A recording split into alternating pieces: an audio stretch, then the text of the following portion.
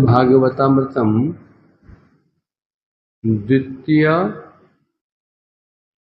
खंड द्वितीय भाग द्वितीय खंड प्रथम भाग और द्वितीय अध्याय चल रहा है हमारा। तो कल यहाँ पर बड़े बड़े सुंदर सुंदर युक्ति द्वारा सिद्ध किया गया था। लोग प्राय जो प्रश्न करते हैं भक्ति शास्त्र है भागवत इत्यादि में, तो उसमें कर्म के बाद ज्ञान के बाद तर्क ये क्यों दिए गए हैं? तो उत्तर मिला जो नवीन भक्त हैं, अतत्वज्ञ भक्त हैं, परिपक्व नहीं है, उनकी निष्ठा में कोई भेद ना आ जाए, इसलिए उन्होंने कहीं ज्ञान की असारता दिखाई, तो कहीं कर्म की असारता दिखाई, तो कहीं योग की असारता दिखाई, कहीं दान की असारता दिखाई, लेकिन जरूरत ही नहीं। भागवत रसमय ग्रंथ है, उसमें रस होना चाहिए, है ना। परंतु आम रसमय होता है, परंतु आम के रस को सुरक्षित कौन करता है? कठोर छिलका, है ना। आम जैसा होता है, जो आम काट के खाया जाता है उसका छिलका बहुत सॉफ्ट होता है। जो आम काट के खाया जाता है वो छिलका सॉफ्ट हुआ करता है, जैसे दशहरे आम, और वो कौन होता है? मुरमुरा आम। और जो चोसा होता है उसका छिलका बहुत ये टूटता भी नहीं है, जानते हो। तो चोसा आम होता है वह छिलका बहुत ही मजबूत होता है, दांत से नहीं निकलता है, नाम चोसा है ना उसका, प्रकृति नियम है। और जो जिस आम को और चोसा आम को मजा कैसे आता है? तो ये दुकान में गया, चोसा आम दो भैया, मैंने कहा नरम नहीं है। अरे काटे खाओ में, तो नाम क्या इसका? वो काटे खाना है इसको, तो नाम क्या इसका? चूसा नाम। चूसा किसे कहते हैं? तो चूसा जाता है। तो आम रसमय होने पर भी, परंतु उसकी रस की सुरक्षा कौन करता है? कठोर कटहल बहुत नरम होता है, रक्षा कौन करता है? छिलका। उसी प्रकार से भागवत रस है, सुरक्षा क्या है? 9 स्कंद रूपी पिटारी के अंदर रस भरा हुआ है। 9 स्कंद पहले वाले, 2 स्कंद बाद वाले, दोनों कठोर हैं। ये क्या है ये? पहले 9 स्कंद 11-12 इसमें कठोर है। कठोर मैंने युक्तियां, तर्क, वितर्क, कर्म, ज्ञान, योग, ये इसको छोड़ो, उसको छोड़ो, है कि नहीं है? बीच में फिर क्या है? 10 इसलिए भागवत में जो ये वैसी बातें बताई गई हैं, रसमय ग्रंथ होने पर भी इसमें जो ये तर्क की बातें बताई, कर्म की असारता, ज्ञान की असारता, योग की असारता, बल्कि रस पान करने में तो क्या हो गया? मजा ही खराब हो जाएगा। पता ना ये पनीर कौन सी दुकान का बना हुआ है, इससे तो वहां अच्छा बनता है। ऐसे तो जरूरी क्यों है? नवीन भक्त कहीं भ्रमित ना हो जाए, क्योंकि जगत में शुद्ध वैष्णव की संख्या बहुत कम है। वर्तमान जगत में भक्ति की महिमा बहुत कम वर्णन की जा रही है, 0.1% लगाओ, और बाकी जो वर्णन किया जा रहा है सर्वत्र क्या? मिश्रा भक्ति। जितने भी प्रचार कर रहे हैं, प्राय मिश्रा भक्ति का प्रचार हो रहा है। शुद्ध भक्ति प्रचार पॉइंट में है, 0.001 के रेशो में होता है। तो भ्रमित होने के चांस क्या है? बहुत चांस, अधिक चांस है। इसलिए नवीन भक्तों को बचाने के लिए तो ये 2 काम कर रखे हैं, एक तो कर्म ज्ञान की निसारता और भक्ति की सारता, दोनों चीज दिखा गया है। तो कल बता रहे थे न्यायादि शास्त्र, वेदांतादि शास्त्र, न्यायादि शास्त्र में बहुत तर्क का स्थान है। तर्क ही तर्क, न्याय तर्क पर आधारित है। अद्वैत वेदांत वो भी तर्क पर आधारित है, परंतु बहुत तर्क की जरूरत नहीं है, क्योंकि अनुभव प्रधान है। क्योंकि अनुभव में ऐसे अनुभव व्यक्ति, अनुभव संपन्न व्यक्तियों ने उसकी महिमा, उसके विषय में वर्णन किया। तो जब हमें यदि कोई प्रसिद्ध व्यक्ति हमें किसी विषय में कहता भैया ये ना शराब मत पीना, बहुत ही प्रसिद्ध व्यक्ति, हमें श्रद्धा उसके बढ़ती है, तो हम तो क्यों नहीं पीना, इसमें क्या होता है, क्या दोष है, पूछते हैं क्या? हमने देखा ये व्यक्ति शराबी था, ऐसी दुर्गति हो रही थी, जब से इसने शराब छोड़ी तब से मस्त है, जीवन इसका सुखमय बन गया। तो अभी वहां तर्क की जरूरत ही नहीं है हमको, शराब क्यों नहीं पीना, उसमें क्या होता है, किससे बनता है, फिर तर्क वर्क हम विचार नहीं करते हैं। और जो व्यक्ति जो हम जिसके विषय सुन तो रहे हैं, कोई हमारे सामने एग्जाम्पल नहीं है, उसके विषय में हमारे मन में क्या आते हैं? तर्क आते हैं, सिद्ध करो। तो ऐसे कई प्रमाण है जहां पर ऐसे ज्ञान निर्विशेष ज्ञानी जो होते हैं भक्ति मार चुके हैं, इसलिए बताया इसमें तर्क की जरूरत नहीं है। जो शास्त्रीय प्रमाण है जैसे सुखदेव गोस्वामी इत्यादि, तो उसमें तर्क की बहुत जरूरत नहीं। फिर उससे भी कम तर्क की आवश्यकता है किसमें जरूरत है?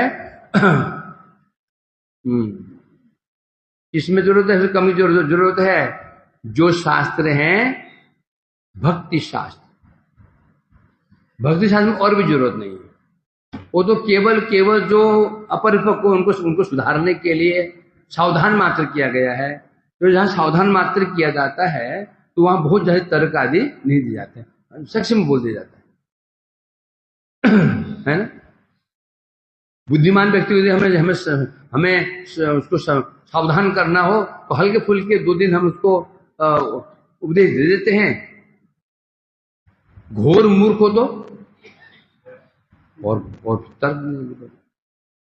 तो भक्ति शास्त्रों में यहां भी तर्क दिया गया थोड़ा बहुत। कैसे बता रहे हैं? वेदांत शास्त्र से कम।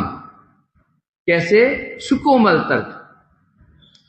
सुकोमल क्यों? क्योंकि कारण क्या है, जो कि भागवत का अनुष्ठान 2 लोग कर रहे हैं, एक तो कोमल श्रद्धा वाले, एक परिपक्व श्रद्धा वाले। अब यदि भागवत में कठोर तर्क देंगे तो कष्ट किसको होगा? जो रसपान कर रहे हैं, उसके मन को पीड़ा पहुंच जाएगी, है क्या क्या कहा जा रहा है। इसलिए जो रस पान कर रहे हैं उन्हें कष्ट भी नहीं हो, और जो कोमल श्रद्धा वाले हैं उन्हें रक्षा भी हो जाए। ये हल्के फुल्के तर्क दे दिया गया। जैसे यह भी तपसा ज्ञान वैराग्य तो से तो बहुत ज्यादा कठोरता नहीं की गई है। इसलिए कह रहे हैं यहां पर कारण क्या है? जब सुकोमल तर्क अल्प मात्रा में होने पर भी, परंतु क्या बता रहे हैं यहां पर, जो भक्ति रस में डूबा होता है ना, उसे चित्त विक्षिप्त हो जाता है। जो भक्ति में डूबा हो, रस में डूबा हुआ हो, ये तो हुआ था ना। सुखदेव गोस्वामी रस वर्षण कर रहे हैं, ये प्रश्न कर दिया परीक्षित जी ने, हे प्रभु ये बताइए सुखदेव जी, भगवान आप कह रहे थे धर्म की संस्थापना करने के लिए आइए, क्या स्थापना कर रहे हैं? क्या स्थापना कर रहे हैं? परिस्थितियों से रास रचाना, ये क्या धर्म स्थापना है? सुनकर के सुखदेव जी को गुस्सा गया, झड़के बोले, धर्म व्यतिक्रम दृष्टा ईश्वर साहसम तेजा न दोषाय मनेश्वर बुझिया था। रसपान कर रहे ये तर्क कर दिया, ये कौन सा धर्म स्थापना कर रहे हैं? क्यों? इसलिए कह रहे हैं भागवत में जो भावुक भक्त हैं, रसिक भक्त रसपान कर रहे होते हैं, यदि इसमें ऐसे तर्क की बात आ जाएंगी, कठोर तर्क की बात आ जाएंगी, तो फिर उनके क्या होगा? उनके चित्त में उनका चित्त विक्षिप्त हो जाता है। इसलिए उनका चित्त विक्षिप्त भी नहीं हो। कोमल श्रद्धा वाले जो भक्त हैं उनकी रक्षा भी हो जाए, इसलिए हल्के फुल्के रूप में इन तर्क आदि का वर्णन किया गया।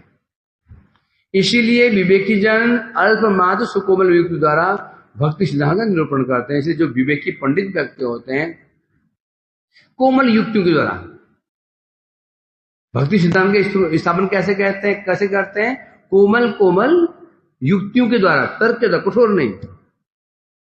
जो सर्वत्र ही जो भक्ति रस का आस्वादन कर रहे होंगे तो वो दो लोग होते हैं, एक परिपक्व अपरिपक्व। वही भागवत उनके लिए भी है, वही भागवत उनके लिए भी है, ग्रंथ एक ही है। अब जो रसिक भक्त हैं, जब उनके लिए कठोर तर्क की बात की जाएगी तो उनका चित्त क्या हो जाएगा? विक्षुब्ध हो जाएगा। ऐसे हो जाए खीर खाते खाते मुख में एक पत्थर का किनका घुस गया, कड़क करके। खीर मध्य में चबा रहे थे, वो है ना चावल कन के, चावल में ना एक कण होता है, वो चावल जैसे होता है, पत्थर से होता है, वो कड़क क्या सारा मजा खराब हो। तू का रसमान कर रहे थे भागे में, आप ये तर्क कर दे बीच में, कर्म का विषय, ज्ञान का विषय, योग का विषय ये बता रहे हैं।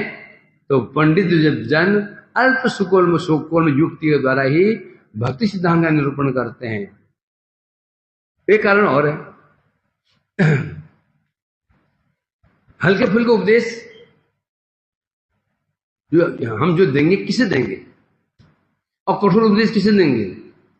एक उपदेश होता है हल्के फुल्के रूप में, खबरदार आगे ऐसे नहीं करना, ऐसे में क्या करो। यदि ऐसा किया ना, देख लेना कि क्या होगा फिर। अब दो उपदेश दिए जा रहे हैं, हल्का आदेश किसे और भारी आदेश किसको? जो कुछ सुधरा हुआ है, बड़े बहुत दोष हैं। स्कूल में होता है ना, एक बच्चा पढ़ाई में बहुत इंटेलिजेंट होता है परंतु दुष्ट भी है, बहुत पढ़ाई में तेज है पर शरारती बहुत है, पढ़ाई में बहुत तेज है, शरारती भी है। तो यदि कभी वो होमवर्क नहीं भी करता है तो जो गाली सुना करके हरामजादा क्या कर, टीचर बैठ, मरता भी नहीं है हरामजादा कहीं का, बैठ बेटा। और चल पढ़ाई में डल हुआ और उस पर भी बदमाशी करे तो चल बाहर खड़ा हो, 2 मिनट मुर्गा बन जा ग्राउंड में, चक्कर मार, होता नहीं होता। तो क्योंकि जो भागवत पढ़ेगा सामान्य तो होगा नहीं, जो भागवत में जिसकी रुचि होगी, पढ़ने की प्रवृत्ति हो जाएगी, वो सामान्य तो होगा नहीं, कुछ सुकृतियां उसकी होंगी। इसका मतलब इसमें दोष बहुत कम है। हल्का फुल्का उपदेश देने से इसका दोष कट जाएगा। है? जिसकी रुचि है, एकमात्र रुचि ही बनी हुई है वेदांतों में, वेदों में, कर्म ज्ञान की ओर। अब हम उसको भक्ति में लाना चाहते, थोड़ी बहुत भक्ति, कभी भागवत ही पढ़ लेता है थोड़ा बहुत। अब हम उपदेश कैसे देंगे उसको? कठोर उपदेश देंगे, कठोर उपदेश। तो आगे भैया आगे बिछाओ, गलीचे बिछाओ, कांटे माटे नहीं। मुंह पर से 10-20 वो करेन फिट कर देता हूँ, उड़ने की जरूरत नहीं। क्लच आगे, वो मुंह है ना, मूवेबल होता है, लगे क्लच आगे। क्या है?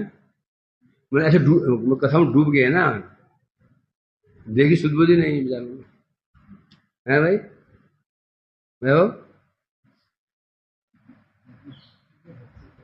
डूबो तो समस्या, न डूबो तो समस्या, करें क्या? इसलिए कह रहे हैं यहां पर आगे बढ़ते हैं। अभी ये जिसे कौन कह रहा है? भागवत जी कह रहे हैं, उपनिषद कह रहे, भक्ति परायण उपनिषद, पंचरात्र ग्रंथ कह रहे। भवान यदि मोक्षस्य तुच्छत्व अनुभवे नहीं, विशुद्ध भगवद भक्ति निष्ठा संपत्ति मिच्छति, तदा निजम महामंत्रम तमेव भजताम परम, अत्रापीदम महागुणम शृणोतु हृदयंगमम। अब कह रहे हैं गोकुमार जी, हे ब्रह्मा, अभी गोमर क्या ब्रह्म है ना, हे गोकुमार, भगवान यदि तुम भगवान यदि मोक्षस्य तुच्छत्व अनुभवे नहीं, हे गोकुमार, इतना सुनने के बाद तुच्छ मोक्ष से तुच्छत्व यदि तुमको अनुभव हो गया हो, मोक्ष तुच्छ है, हैं? तथा विशुद्ध भगवत भक्त निष्ठाम संपत्ति विच्छति, और ये सुनकर के तुम्हारे हृदय में भगवत भक्ति संपत्ति प्राप्त करने की इच्छा हो गई हो, इतना सुनने के पश्चात तुम्हारी समझ में आ गया हो, अनुभव हो गया हो, क्या है, क्या है, मोक्ष तुच्छ है, विशुद्ध भगवत भक्ति निष्ठा संपत्ति, और विशुद्ध भगवत भक्ति रूपी निष्ठा, जो निष्ठा रूपी संपत्ति, क्या क्या संपत्ति, भगवत भक्ति निष्ठा, भगवान की भक्ति के प्रति निष्ठा रूपी संपत्ति यदि इच्छति प्राप्त करना चाहते हो तो भी क्या करो, तदा निज महामंत्रम तमे भजताम, तो ध्यान रखो, क्या करो, जो निज महामंत्र, जो महामंत्र जपते हो, क्या मंत्र जप रहे हैं, दशाक्षर गोपाल मंत्र, जो तुम मंत्र जप रहे हो, तो क्या क्या कैसे करो, तमेव भजताम परम, परम परम ने परम अनुराग पूर्वक, तमेव भजताम, उसका ही भजन करो, उसका ही जप करते रहो, वो मंत्र मत छोड़ो। अत्रापीदम महागुणम शृणोतु हिंदंगम,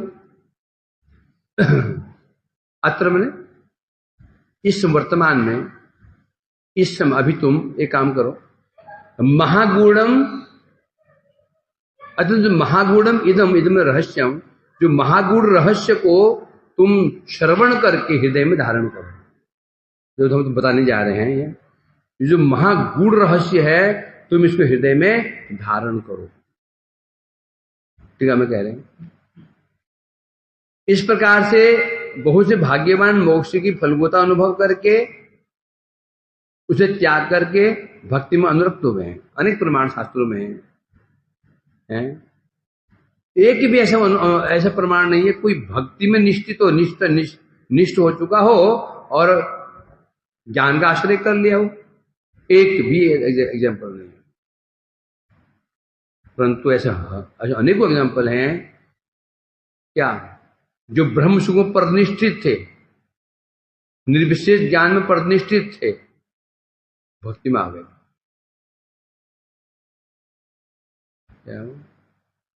तत्रापि भूमन बहोपि योगिनो तदर्पितेहा च कर्म लब्धया,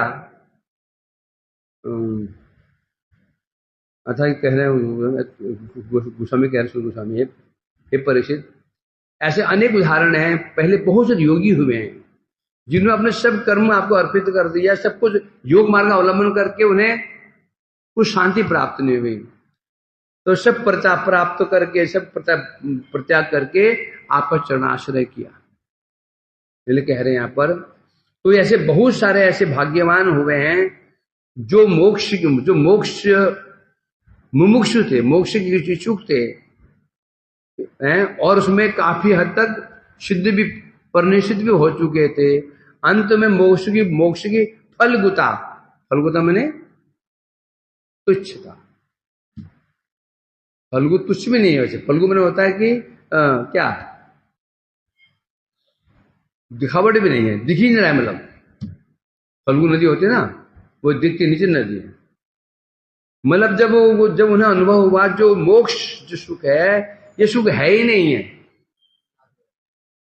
है ही नागे है ही नहीं है, वो यही है जो जन्म मरण का कष्ट था, वही कष्ट नहीं है, सुख कहाँ है इसमें।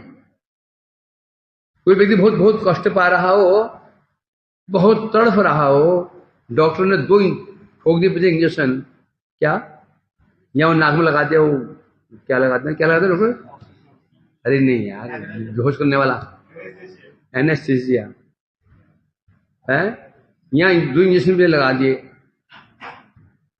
अब बड़ा लड़का क्या, अब पिताजी आराम सो रहे हैं, मजे में सो रहे हैं, अब कहाँ मजा है उधर, मजा कहाँ पर, उसको होश ही नहीं है, उसको बेहोश पड़ा हुआ है, जैसे कह रहे हैं यहां पर, तो जब इसको अनुभव कर लेता है वो कौन करेगा, परंतु भाग्यवान, सबको नहीं होगा।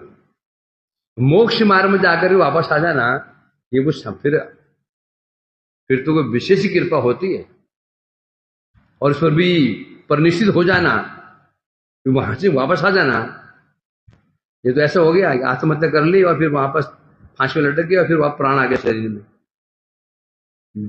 आसान नहीं है। इसे कह रहे हैं क्या, भाग्यवान व्यक्ति ही ऐसा होगा, मोक्ष पथ का पथिक है और वो परिनिष्ठित भी हो चुका है, उसके बाद भी अनुभव हुआ उसको भक्ति की, तो मोक्ष की तुच्छता। अब ये भाग्यवान क्यों बोला, ये छोड़ना भाग्य बात है क्या? नहीं, ये नहीं है। भाग्यवान ये है कि कहीं ना कहीं उसने ऐसे महापुरुष का दर्शन किया या श्रवण किया या दर्शन किया, और दर्शन श्रवण करके ही फिर तुच्छता कब आएगी? कब आएगी बताओ? तुच्छता कब आएगी? हम कोई वस्तु ग्रहण कर रहे हैं, तुच्छता कब आएगी? जब उससे वो श्रेष्ठ वस्तु के विषय में हम सुनेंगे या देखेंगे, सुनेंगे, पढ़ेंगे, तो ही तो आएंगे ना। तो भाग्य बात यहां क्यों कह रहे हैं? भाग्य उसका ये है, उसे मुमुक्षु होते हुए भी कहीं ना कहीं भक्ति महिमा सुनने को मिली, या सुनने को मिली, या किसी महापुरुष के दर्शन करके उसमें कुछ उन्हें लक्षण दिखाई पड़े। जैसे जयवधर माया ना, और सन्यासी क्या नाम था उनका? सन्यासी परमहंस, बाद में क्या, वैष्णवदास बाबा जी। पहले काशी के थे ना, काशी में थे, परमहंस वस्तु प्राप्त थे। वो सौभाग्यवश उनको उन्होंने एक दिन एक वैष्णव को जाते हुए देखा। श्री कृष्ण चैतन्य प्रभु नित्य वो चले जा रहे थे, प्रेमाविष्ट थे। कभी इधर पैर पड़ता है, कभी इधर गिरते हैं, कभी इधर गिरते हैं। आंखों से आंसू, देखी शुद्ध बुद्ध नहीं, आंख खोल के देखा रही, ये समझ गए, ये व्यक्ति आनंद में डूबा हुआ। क्या आनंद इसको आनंद की उपलब्धि हो रही है, देखी शुद्ध बुद्ध भी इसको नहीं। और आनंद की खोज में भी हूं, सारा जगत पूरा जगत किसी खोज में है? आनंद की खोज में। सब आनंद की खोज में घूम रहे हैं। क्यों? आनंदमयस्य पुत्र, जीव किसका पुत्र है? आनंदमय जो भगवान है उनका अंश है। तो उसने देखा कि देखो ये तो बड़े, और मैं इसमें परमहंस होकर बैठा हुआ हूं, सुख तो मेरे को भी हो रहा है, परंतु इसके कीर्तन सुनकर मेरा ध्यान ही भंग हो गया, टूट गया, और ऐसा सुख तो मुझे मिला ही नहीं। इच्छा दौड़ के चरण पकड़ लूं, परंतु सोचा मैं तो बीच में क्या आ गया, ईगो, अहंकार आ गया। इतना बड़ा परमहंस कैसे, एक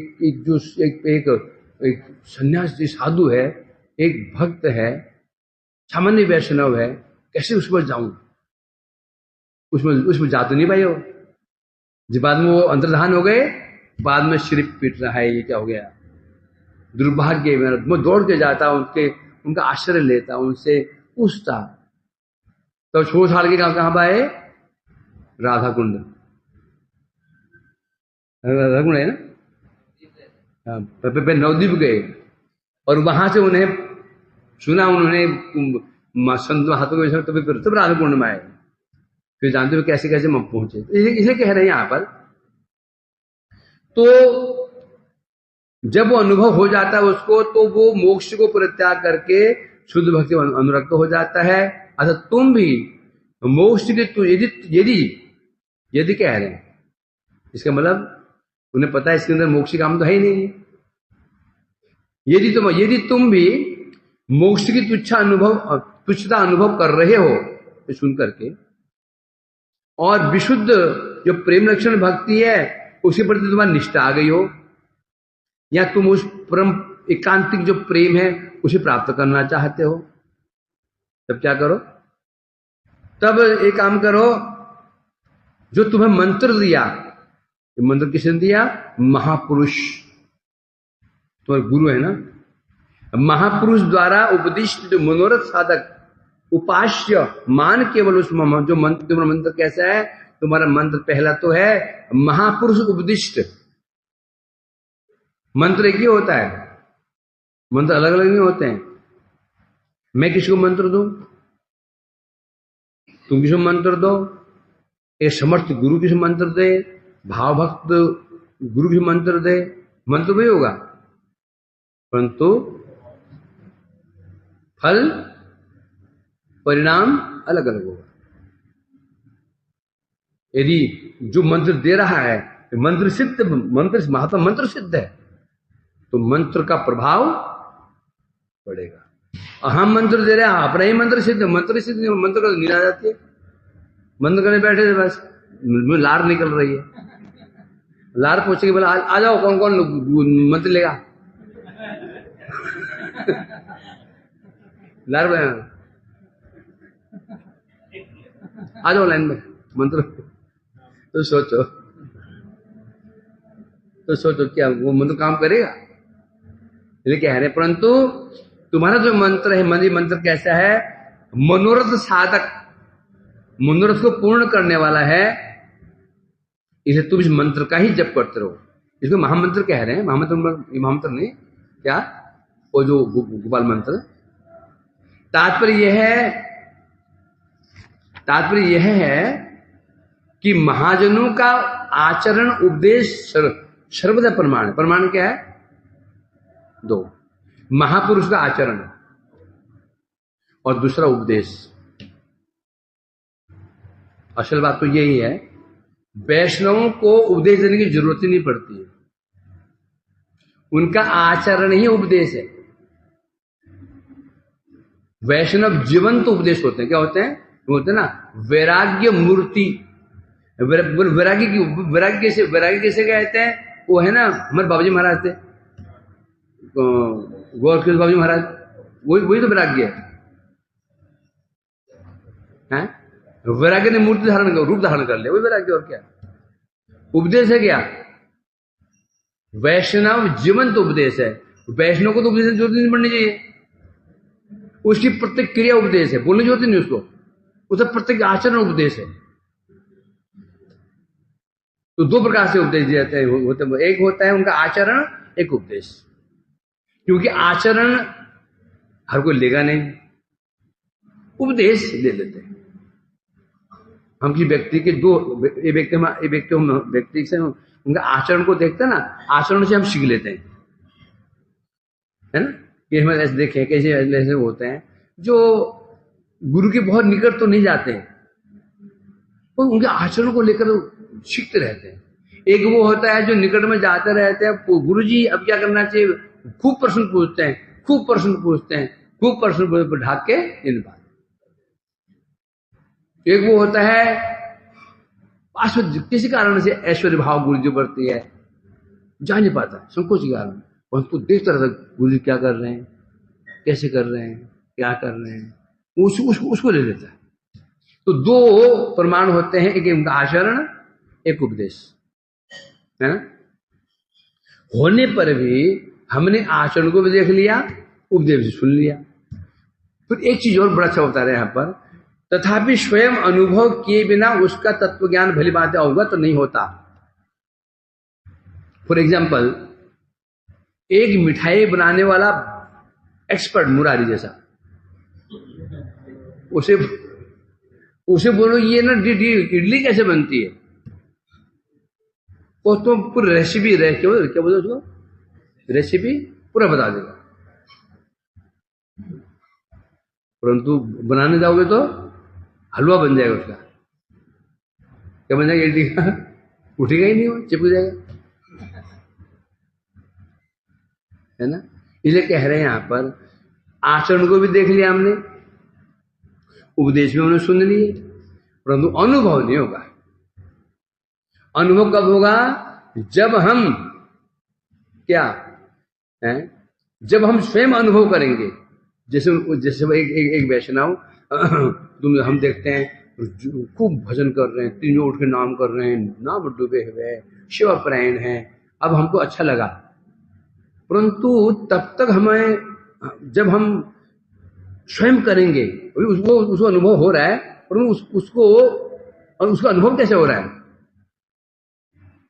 उसका अनुभव कैसा हो रहा है उसको, जब हम स्व अनुभव करेंगे तब पक्का होगा, समझे कि नहीं? जब वैसे भजन करेंगे, फिर भजन करेंगे तब हमको लगेगा अच्छा, इसीलिए ये भजन में डूबे रहते थे। जो आनंद की अनुभूति हो रही है तब आएगी दृढ़ता। केवल आचरण से भी नहीं हो पाएगा और उपदेश से नहीं हो पाएगा। आचरण उपदेश को सुन देख करके फिर हम वैसे ही करेंगे, उनको अनुगत्य करेंगे, करते करते करते जब जब अनुभव होगा तब वास्तव में, तब क्या होगा? वास्तव में तत्व ज्ञान से अवगत होंगे, वास्तव में इसका फल क्या है। यदि हमने सुन लिया और देख लिया, आज एक उन्नत वैष्णव का आचरण पास में रहे, आचरण में देखा, उपदेश भी सुने, तो हमने अब अनुभव कैसे होगा? अनुभव कैसे होगा? वैसे ही करने से होगा, वही चेष्टा करने से होगा।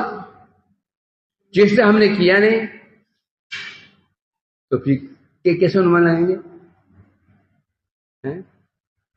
भक्त भगवान के विरह में सिर क्यों पीड़ता है? पाषाण कुटियो माथा अनिल, क्या क्या है ऐसा है? क्यों ऐसे विलाप करता है? क्या है विलाप, क्यों कर रहा है ना? समझ पाओगे? समझ पाएंगे? जिस दिन थोड़ा अनुभव हो जाएगा ना, उस दिन जी की लाइन सुनते ही पाषाण कुटियो माथा अनिल पशिव गौरा गुण कोथाय गेले पावो। अभी तो हम ये जो लाइन कितनी भावुक लाइन है, कितना भावुक लाइन, क्या छिपा है इसके अंदर। परंतु हम जो गाते हैं मस्ती में, हंसते हुए, पूरा ध्यान करताल पे, सुर पे। जिस दिन हमको अनुभव हो जाएगा उस दिन इसको हम ये लाइनें नहीं गा पाएंगे। ये लाइन है ना, गाना शुरू करें, गला अवरुद्ध हो जाएगा, अवरुद्ध, गला गदगद हो जाएगा, मुख से शब्द नहीं निकलेगा, है ना? इसलिए कह रहे हैं यहां पर। तो पहला वैष्णव का आचरण, दूसरा उपदेश, इससे परंतु ये भी तब काम करेंगे जब स्वयं जैसे आचरण वैष्णव कर रहे हैं उनका अनुगत्य करेंगे, जैसे उपदेश दे रहे हैं हमको उसको हम अनुगत्य करेंगे। अनुगत्य करते करते करते करते करते जब हमें अनुभव होगा तब दृढ़ता आएगी।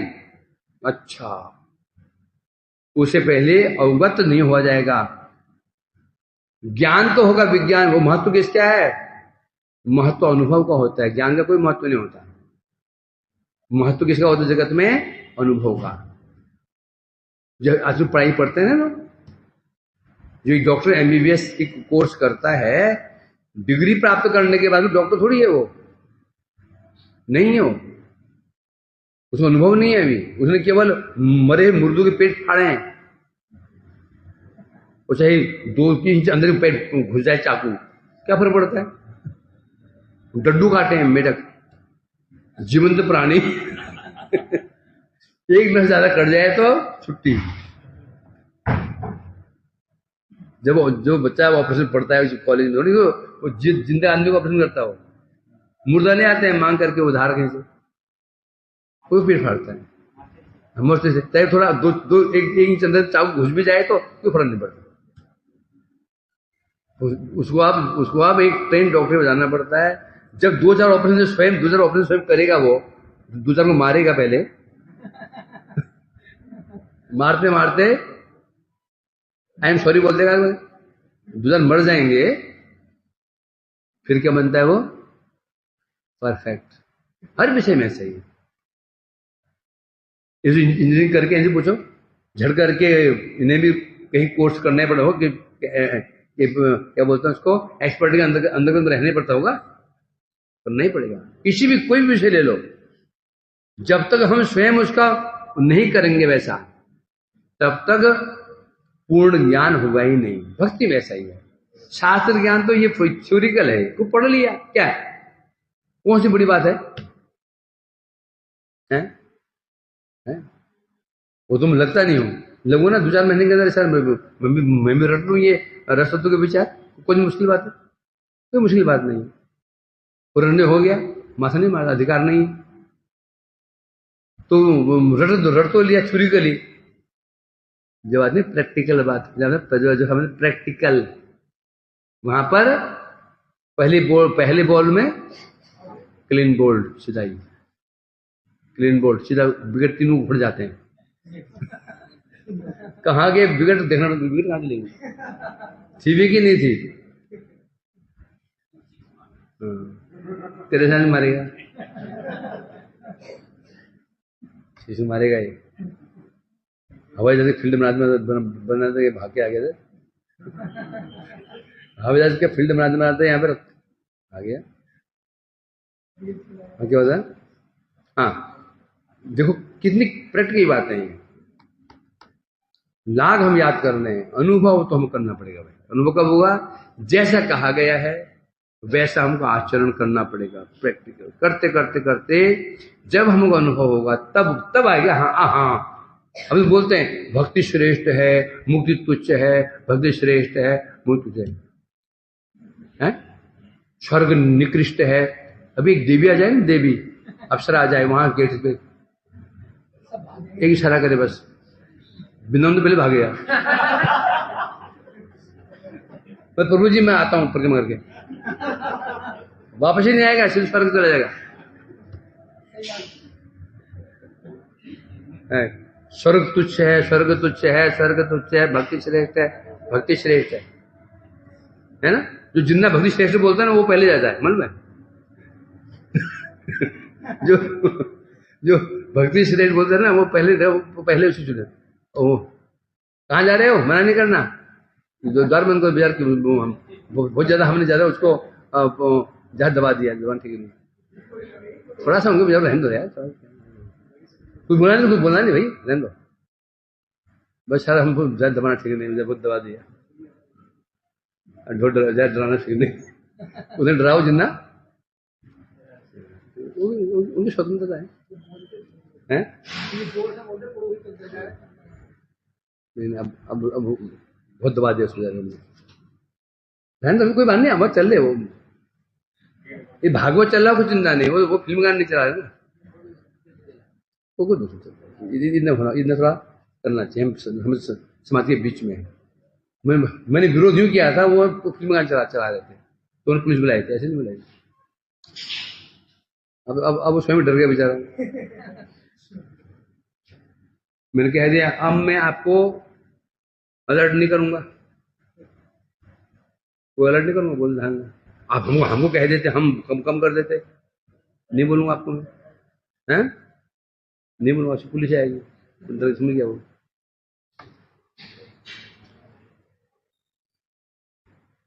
हाँ देखो कितनी अच्छी बात, कितने अच्छे से पॉइंट देखो।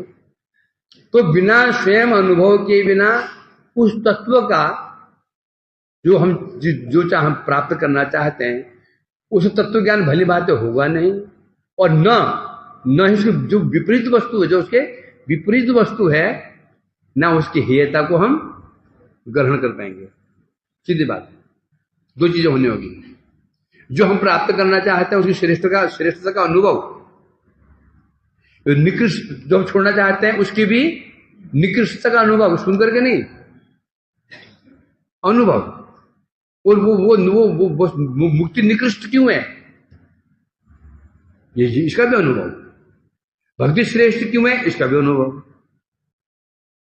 इसलिए कह रहे ना, नहीं तो बता रहे हैं उसके विपरीत जो हे वस्तु है उसको त्याग करने की दृढ़ता ही नहीं आएगी। चलो भक्ति की तो महिमा समझ गए हम लोग, और मुक्ति में निकृष्ट नहीं समझे। लोग क्या बोलते हैं, महाराज जी आप भी कृष्ण भक्ति करते हैं, वो भी कृष्ण भक्ति करते हैं, तो आपको समस्या क्या है? मथुरा में बगल में काष्ण आश्रम में पीछे, अब भाई नया था, मैं तुम्हारे जैसा था, खूब बड़ बोला, जो पुजारी था जो आता पकड़ लेता। माता जी शुद्ध भक्ति करनी चाहिए, वो जो है ना वहां पर जो जाते हैं वो मायावादी है, बोले बाबा किसी बात करते हो? आप भी क्यों, आपके अभी राधा कृष्ण है, उनके बलराम कृष्ण है, वही भक्ति कर रहे हैं, वो अभी राधा रमण गान कर रहे हैं, आप भी कीर्तन कर रहे हैं। क्या समझाओगे इसको? इसलिए बता रहे हैं अनुभव। अनुभव तभी होगा जब दृढ़ता, अर्थात मोक्ष निकृष्ट क्यों है? एक व्यक्ति को शराब की निकृष्टता का अनुभव नहीं है। सुना है शराब अच्छी नहीं है, शराब अच्छी नहीं, शराब अच्छी नहीं है, तो छोड़ देगा वो। जब शराब पिएगा 2000 बार पड़ा रहेगा नाले के अंदर, छुरी मुंह चाटती फिरेगी, उठा पूरा शरीर लथपथ है हलवे में, गरम गरम गरम पोटी में, अरे हाँ शराब निकृष्ट है, नहीं मानेगा ना। यदि पिए ना तो अनुभव करना पड़ेगा, अनुभव। इसलिए बता रहे हैं तो जब तो क्या होगा, हे वस्तु को त्याग करने दृढ़ता भी नहीं आएगी, और एकांतिक भाव से कृष्ण प्रेम भक्ति में निष्ठा प्राप्त नहीं होगी। इसलिए उसको अनुभव करने के लिए तुम मुक्ति पद में जाओ। मुक्ति निकृष्ट क्यों है? तुम मुक्ति पद में जाओ, देखो मुक्ति निकृष्ट है क्यों है। और ध्यान रखना, अपने मंत्र के मत छोड़ देना, कहीं कहीं तुम वहीं के बन जाओगे। क्या मुक्ति पद में जाओ, तो सावधानी से जाना, और मंत्र मत छोड़ना, कहीं ना हो तो मैं यहीं का ही हो जाओगे तुम। तो वहां जाकर मंत्र भी करते रहना, इससे तुम्हारे मंत्र की सिद्धि होगी। अभी इस मोक्ष तत्व को अनुभव करने के लिए जो कहा जा रहा है मनोरम महारहस्य, जो कहा जा रहा है, यहाँ कहा जा रहा है, वो रहस्य को हृदय में धारण करो।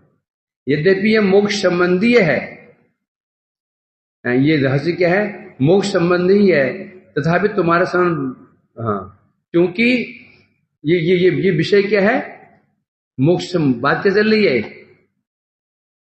मोक्ष संबंधी बात चल रही है। तथापि तुम्हारे साथ भक्ति बंधुरक्त व्यक्ति के लिए अप्रिय नहीं है। यद्यपि आप भक्ति बंधु अनुरक्त हो तो भी आपके लिए अप्रिय नहीं है। ये कौन सी बड़ी बात होगी? जब मोक्ष की बात है तो भक्तों के लिए अप्रिय होगी, प्रिय होगी, अप्रिय होगी? अप्रिय। क्यों बोले अप्रिय नहीं होगी? क्यों बोले अप्रिय नहीं होगी? क्योंकि इस मोक्ष का जो वर्णन किया जा रहा है, इसका लक्ष्य भी क्या है, भक्ति महिमा को बढ़ाना। क्या है? भक्ति महिमा को बढ़ाना लक्ष्य है इसका। देखो कोई हमारा बहुत प्रिय व्यक्ति है, बहुत प्रिय व्यक्ति है, उसका एक परम शत्रु है, परम शत्रु है ना। वो शत्रु उससे कई बार परास्त हो चुका है, उसे परास्त करके इसकी महिमा बढ़ी है। तो यदि हम उसका प्रश्न उठाएं तो क्या विरुद्ध अनुकूल है, प्रतिकूल है? प्रहलाद जी की महिमा गान करो और वहां पर हिरण्यकशिपु बात ना आए, नरसिंह भगवान महिमा गान करो, वहां पर रावण के क्या हिरण्यकशिपु बात ना आए, बोले भगवान की महिमा सुनाओ, ये असुर फसुर छोड़ो ना, असुर बात क्यों करते हो? अरे वो असुर के दोनों महिमा बढ़ी हुई है। इस विचारानुसार जो हिरण्यकशिपु बात की जा रही है, ये भी नरसिंह भगवान की महिमा को पुष्ट कर रहा है। इसलिए जो यहाँ पर मोक्ष की बात की जा रही है, उसका उद्देश्य क्या है? उद्देश्य क्या है? इसके द्वारा भक्ति की महिमा को पुष्ट किया जा रहा है। इसलिए तुम्हारे लिए अप्रिय नहीं होगा। ब्रह्मांडात कोटि 50 योजन प्रतिम प्रमिता बही यथोत्तरम 10 गुणानि आवराणि ही। ब्रह्मांडात कोटि 50 योजन परमिताद बहि यथा उत्तरम 10 गुणानी अष्ट आवरणानी। अब बता रहे हैं उनका क्या, मुक्ति पद में जाओ। मुक्ति पद क्या है, मुक्ति पद है क्या, अब बताया जाएगा। अभी कहां पर है, अभी ब्रह्मलोक में। अब मोक्ष तत्व, जो मोक्ष तत्व है उसके विषय में उन्होंने कहा ना, जो महारहस्य बताया जा रहा है, सुनो। मन गोपार्जुन का ये वही मोक्ष का महारहस्य कैसा है, तब बता रहे हैं ब्रह्मांडात, इस 5 श्लोकों में, यहां से 225, 26, 27, 28 5 श्लोकों में बताया जाएगा। अर्थात इदम, जो जहां हम बैठे हुए हैं, ये ब्रह्मांड है। इस ब्रह्मांड के बाहर 8 आवरण है।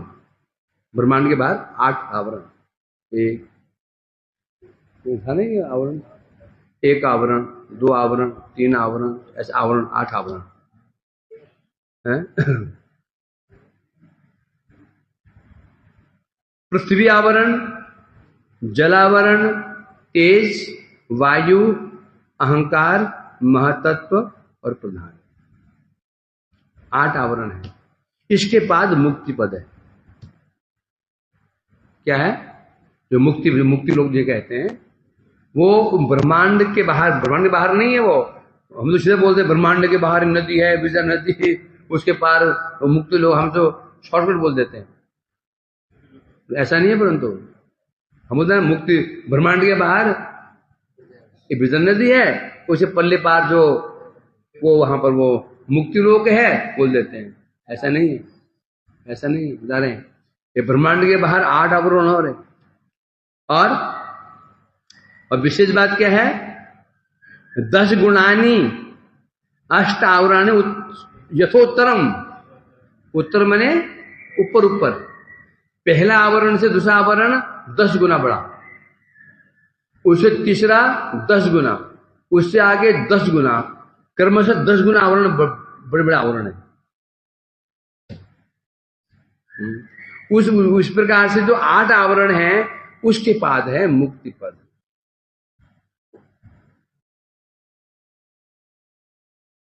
आरती करो भाई, वहां भगवान नृसिंहदेव आने वाले हैं। ओ पुजारी, अभी उसको लार गिर उनसे, उनको लाभपुर गिरते हैं।